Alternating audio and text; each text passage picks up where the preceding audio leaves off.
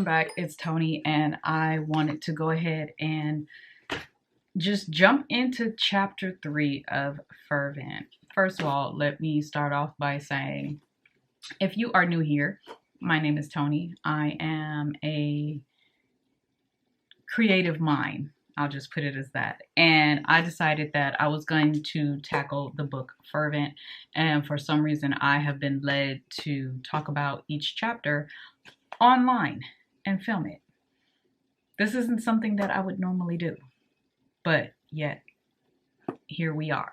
So if you haven't already tuned in or paid attention to chapters 1 and 2 that I have already recorded, I suggest you go and watch those before jumping into chapter 3. That way you can get a gist of what is actually going on.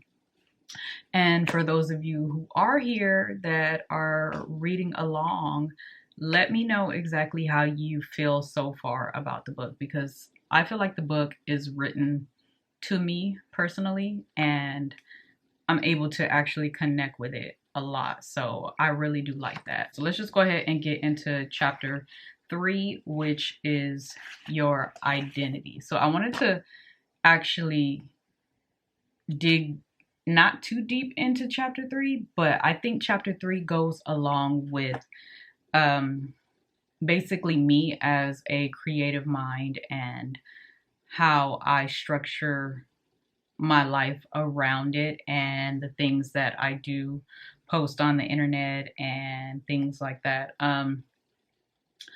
Basically what it is saying is, no matter what, the devil is going to try to make you forget who you are and not realize your true potential. That's what I'm taking from chapter 3. It's more so, as a creative mind, we get stuck and we get this feeling of inadequacy to where we question ourselves and what we're doing and if it's something that we actually should be doing. And, you know, I know a lot of people who are just starting out and they're saying, why am I not blowing up the way the next person is? As far as for me, I don't pay attention to those things. I create and do things because I like to, not because anybody tells me to, not because anyone is pushing me or I want to follow behind the next person or whatever the case may be.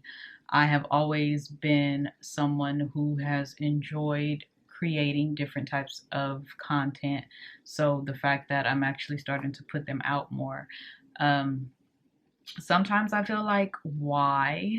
Because I don't have the answers as to why. I don't know why I was called to do it. I'm just basically following whatever steps that are being put in front of me and doing it and pushing record or pushing upload. And whatever comes from it, comes from it. That's the mental space that I am in now. And it took me a while to get there because at one point I was trying to figure out who I was. I was trying to figure out my identity and which way I actually wanted to go with this. And it was to the point where it's like, do you want to be this person? Do you want to be seen as a YouTube superstar person or celebrity, whatever you want to call it? Do you want to be seen as someone who's on, you know, TikTok or Instagram? Do you want to be an Instagram baddie or whatever the case may be? You know, like, what is it that you're aiming for? Because I know when I started to first post content, it was getting a lot of male attention. And that's not necessarily the attention that I wanted. I didn't mind it because, you know, it comes with the territory of you being a woman and you putting yourself out there. But the more that I started to do the content and stuff, I started to realize that I don't want to be seen as a vixen,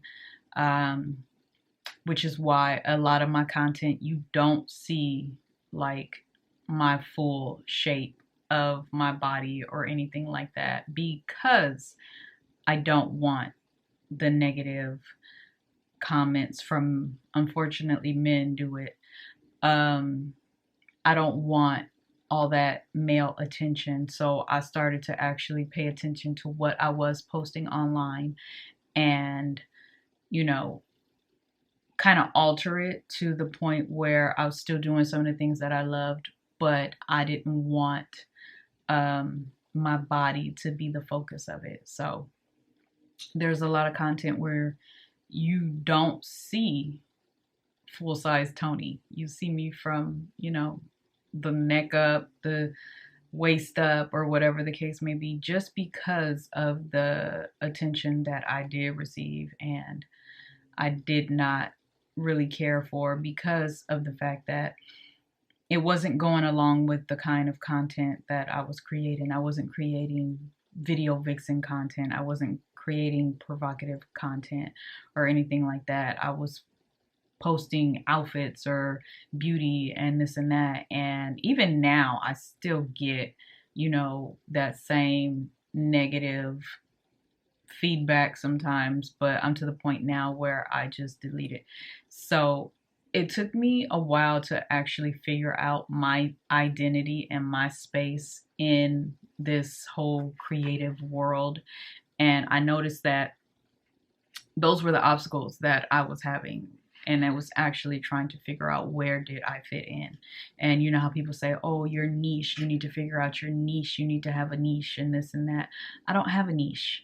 And I don't have a niche because I like to do so many things. You know, I don't just focus on one thing. With this whole book thing, this is something totally new for me. This is not something that I would be doing. So the fact that I am sitting here doing that, I'm breaking the mold, I guess you can say. I'm not putting myself in a niche because I like so many different things. And I'm noticing that that's working for me. So it's so funny that chapter 3 is talking about your identity and how the devil does not want you to figure out who you truly are. And that basically just comes along with, you know, you spending time with yourself and you figuring out what it is that you like to do. And you start to realize that if it's meant for you to do, then it will align and the steps will be put out in front of you, and you will basically just get to that point where it's just becoming natural at this point. And you're just, next thing you know, you're doing some of the things that you love without questioning yourself and having doubts about it, and you're just either hitting upload or taking those pictures or doing whatever it is, writing your music, singing your songs, whatever it is that you want to do, and it's just coming naturally. So the fact that it was focusing so much on your identity and not knowing who you truly are. I think I read this chapter probably like 3 different times, because there was one specific passage that had actually, you know, stood out to me. And it was so funny because at one point I was reading this in the bathtub. And, you know, sometimes on Sundays I like to run a bath and I like to like read in the bathtub or whatever. So I was reading it and I felt like at one point the author was talking to me. That's how you know when something is actually made for you and it's something that you're actually supposed to be doing, because it just aligns and it just happens. And you can't really just doubt it at that moment. As much as you want to doubt things, you know, you're getting all the signs and stuff that's like, nah, yeah, you can't doubt this one. And that's how I was feeling, because I was just like, okay, I get it. All right, I get it. Okay, I'll stop doubting. I'll stop questioning myself. And I get it. This is what I'm supposed to be doing. I'm supposed to be creative and I'm supposed to put things out there. So, okay, fine. Press record. And I pressed record. So, yeah. And she basically said, I adorn you with ornaments. Put bracelets on your hands and a necklace around your neck. I put a ring in your nostrils. and earrings in your ears and a beautiful crown on your head. Now I'm sitting in the bathtub and I'm reading this, and I have bracelets on, and I have little hoops that I keep in, and I have my little nose ring, I have my stud. So I'm sitting there, I'm like, hey, you talking to me?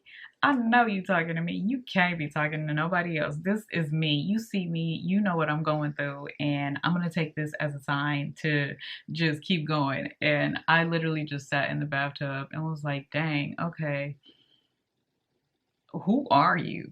You know, and what is it that is stopping you from doing the stuff that you love to do? And I realized that it was just doubt and insecurity, and, you know, people put in negative thoughts, you know, listening to other people's doubts and things and taking them on as my own.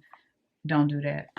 So this right here is allowing me to let go of all of those things that I have been thinking and trying to throw in the back of my head because I don't want to face it. So this is basically me facing everything now. I don't really know what else to say about this because I feel like when you read it, it kind of molds to you, and you apply your situations and the things that you're going through to it. And it's like, it's basically talking to you. So you have to literally read it. I tried to listen to the audiobook, but for some reason, I couldn't get into it like I wanted to. So I had to get the physical copy of it. And I'm so glad that I did, because I am able to actually go back and reread and highlight or do whatever it is that I want to do, because this is actually helping me to see and face fears and doubts that I was putting onto myself that I did not need to do and that I don't need to do. So that's pretty much what I have for chapter 3.